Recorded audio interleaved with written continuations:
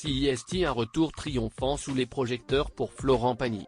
Après avoir été contraint en 2022 d'annuler sa tournée des 60 ans à la suite d'un dépistage d'un cancer du poumon, et après de nombreuses péripéties, le chanteur recouvre enfin la santé, assez pour bientôt retrouver son quotidien en Patagonie, mais aussi pour répondre aux questions des nombreux journalistes, avides de recueillir son témoignage après sa longue absence sur scène.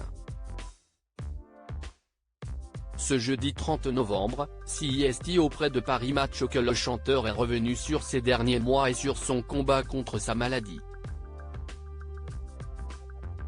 L'occasion pour le père d'Inka et d'Aël de révéler qu'il avait eu des nouvelles durant cette période de Vanessa Paradis, avec qui il a été en couple pendant 3 ans dans les années 90. Une histoire qui s'était terminée jusque-là par un silence radio entre les deux artistes. Ça m'a fait plaisir d'avoir de ces nouvelles, note de la rédaction. A-t-il d'abord confié, avant de développer, CIST normal que tu t'inquiètes de ce qui arrive à quelqu'un avec qui tu as passé 3 ans de ta vie.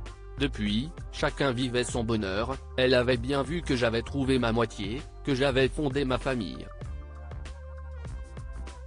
La maladie a fait qu'à un moment elle s'est fait du souci pour moi. Touché par le geste de son ex-compagne, Florent Pagny est tout de même resté réaliste sur leur relation, se doutant bien que ce geste n'allait pas les faire revenir en arrière. De toute façon, tous les gens de mon passé ont réapparu ces derniers mois pour prendre de mes nouvelles, a-t-il déclaré. Le signe que, même s'il a apprécié le geste de la chanteuse et comédienne, les deux ex-amants ne deviendraient pas pour autant de grands amis à l'avenir. Florent Pagny, l'amoureux à 60 ans, qui sont les femmes de sa vie ?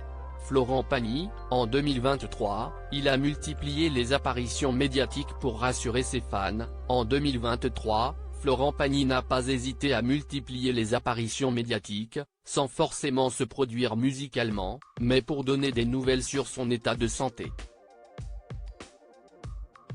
Vu récemment auprès du célèbre animateur au canapé rouge, Michel Drucker, il a également été l'invité de Léa Salamé et de Christophe de Chavannes dans Quelle époque, où il est revenu en détail et avec beaucoup d'amusement sur une anecdote racontée dans son livre, où il explique avoir vécu une expérience homosexuelle très courte.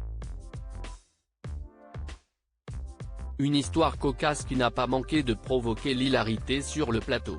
Crédit photo, Christophe Clovis.